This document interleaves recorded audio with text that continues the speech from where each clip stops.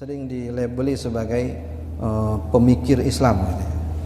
Ya, beliau khutbah Jumat ya, di Mina ya, sekaligus juga imam.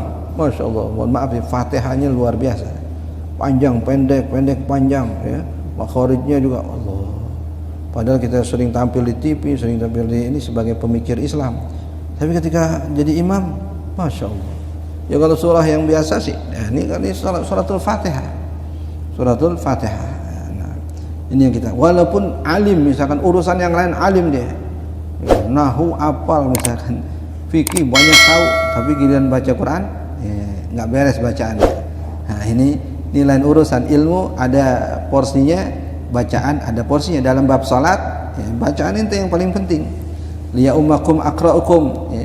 Hendaklah yang jadi imam aqra'ukum, yang paling bagus bacaannya. Ya. Fa in kanu fil qiraati sawa, kalau standar bacaannya sama, fa'alamuhum bisunnah, yang paling alim tentang ilmu hadis. Dan ilmu hadis mengatur hukum, ya, mengatur tata cara ibadah. Itu dari hadis kita tahunya, bagaimana Nabi ruku, bagaimana Nabi sujud.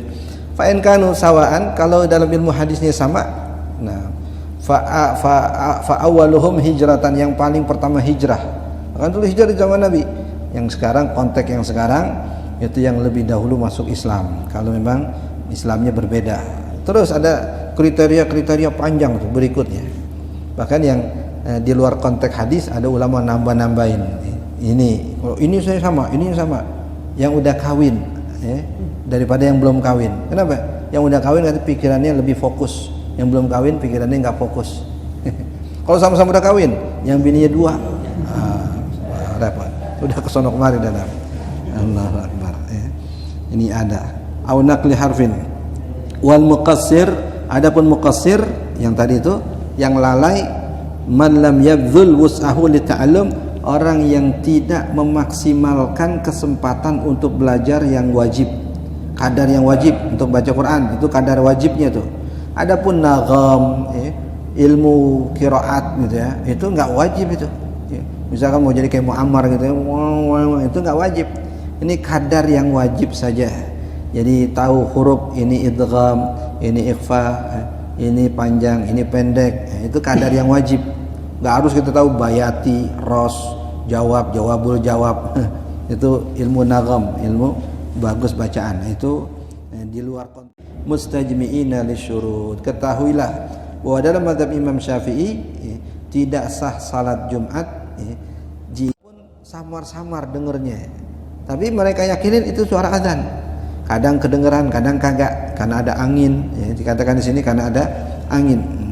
Nah, mu'tadin sami'a tarfa baldatin aw qaryatin ukhra tuqamu fiha al-jumu'ah bi syartiha lazimaha ityanuha, maka mereka wajib datang ke kampung sebelah tadi selagi azannya nyampe, walaupun sayup-sayup ya, walaupun ya, naik turun suaranya ya, hilang datang, kadang kedengeran, kadang kagak, tapi mereka yakin itu azan Jumat. Nah, itu wajib didatangi.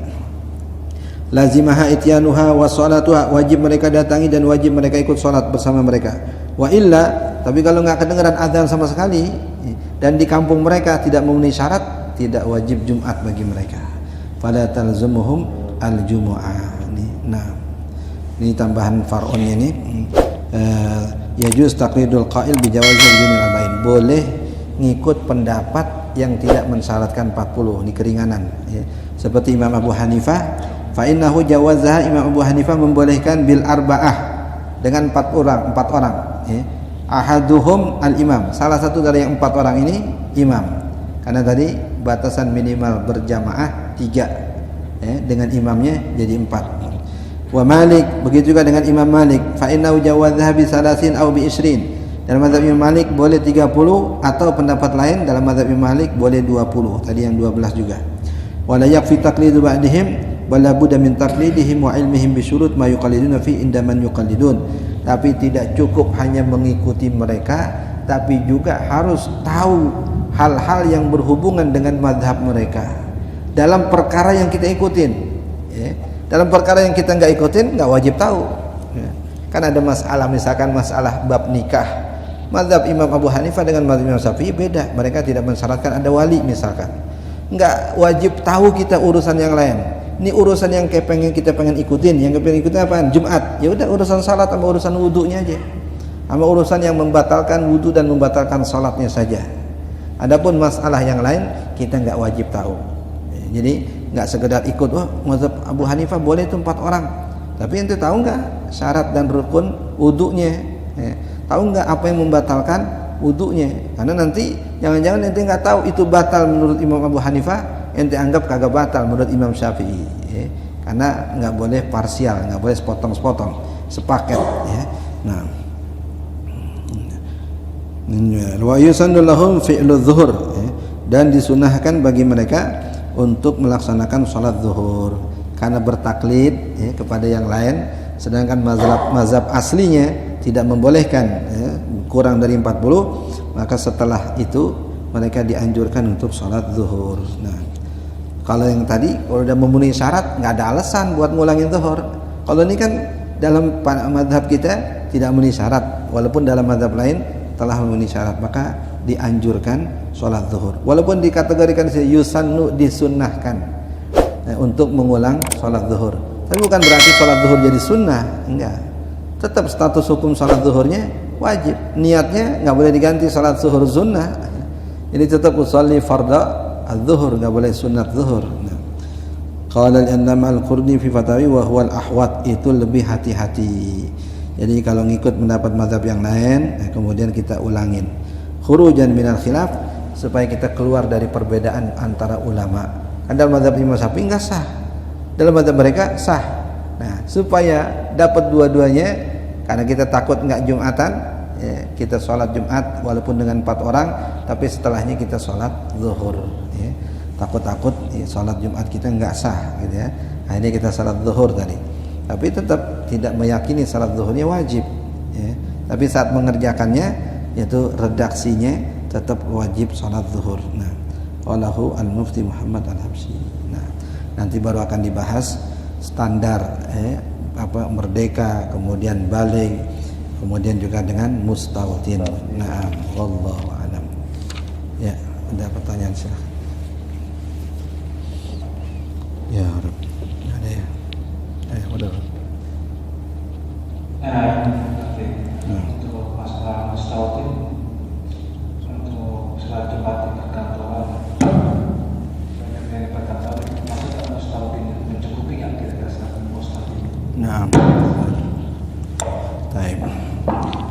Jadi dahulu memang batasan wilayah itu besar, gitu ya, lebar, gitu ya. Mungkin penduduk kota Madinah saat itu semuanya dikategorikan mustautin dalam wilayah tertentu.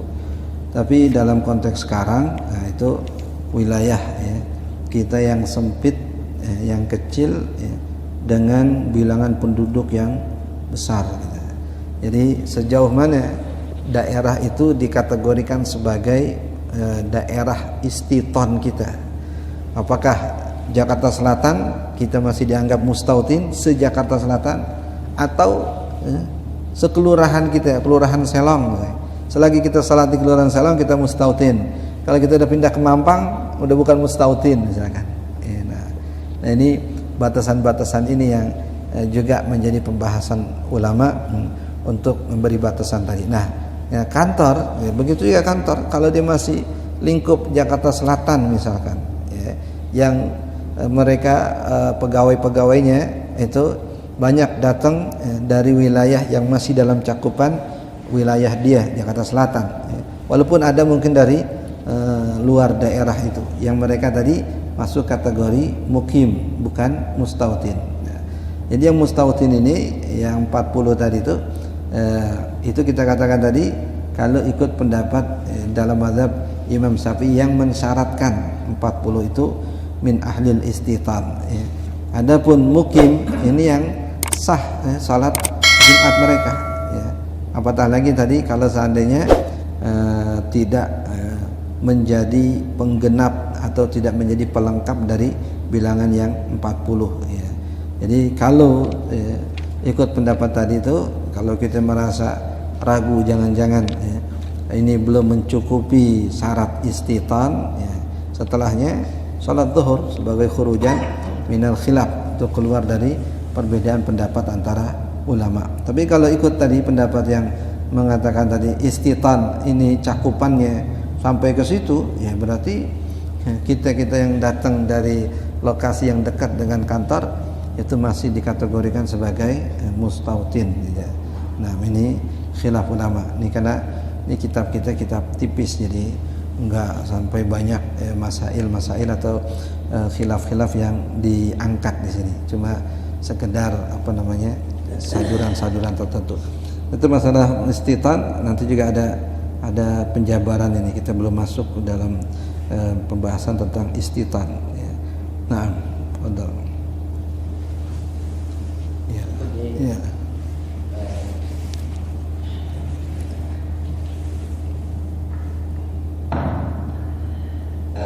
Saya mau tanya satu, ketika imam yang tadi Pak Kiai sampaikan qori, maka yang umi jadi sah untuk ikut.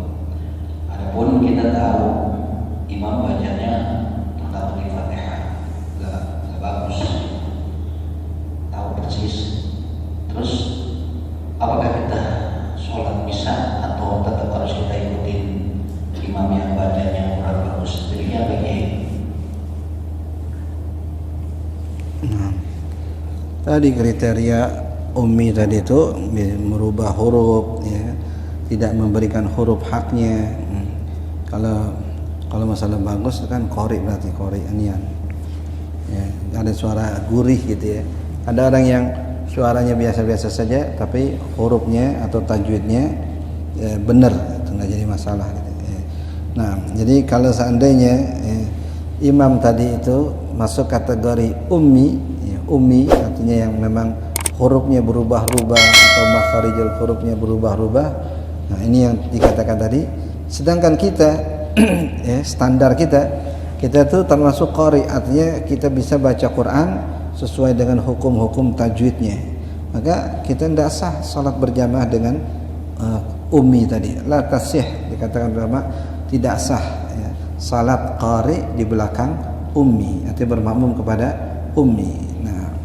Nah tadi ini problem ya, kondisi problem tertentu. Jadi bisa diantisipasi, misalkan tadi ya, dengan kita yang qari ya, untuk maju gitu ya, atau untuk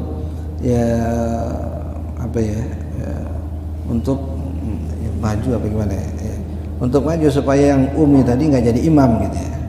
Cuman kan dalam masalah kita ini ada pakewuh apa istilahnya gitu ya, masih ada enak kagak enak gitu ya. Dia udah biasa jadi imam, kita kagak enak misalkan gitu ya. Nah itu ya perlu kalau memang kita punya otoritas untuk membicarakannya, karena itu kemaslahatan jadi masalah. Karena biasanya memang ya, yang bacaannya rada bagusan dikit jarang berjamaah. Kata Pak Haji Gatot begitu ya.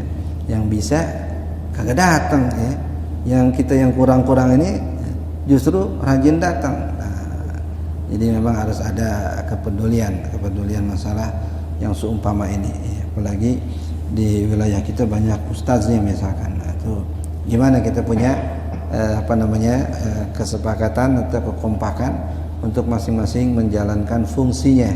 Nanti kan bacaan itu bagus, udah itu jadi imam dah gitu ya. Nah ini kan aneh kurang bagus ya, aneh ngurusin yang lain dah gitu. Ada sinergi gitu, itu cakep gitu, bagus. Tapi kan secara fikih tadi memang kalau dia parah kasarnya bacaannya parah tadi sampai ibdal harf dengan harf, ganti huruf dengan huruf dan seterusnya, nah, itu yang kategori ummi. Maka kita yang qari itu tidak sah salat di belakang dia. Nah, wallahu a'lam. Ya, kita baca surat Al-Fatihah. Ya, kita niatkan untuk para alim ulama kita, guru-guru kita, orang-orang tua kita yang telah meninggal dunia, wakif masjid, mutasaddiq fi hadzal masjid. Mudah-mudahan kubur mereka Allah jadikan raudhah min riyadil jannah. Yang kurang sehat mudah-mudahan Allah Subhanahu wa taala angkat penyakitnya.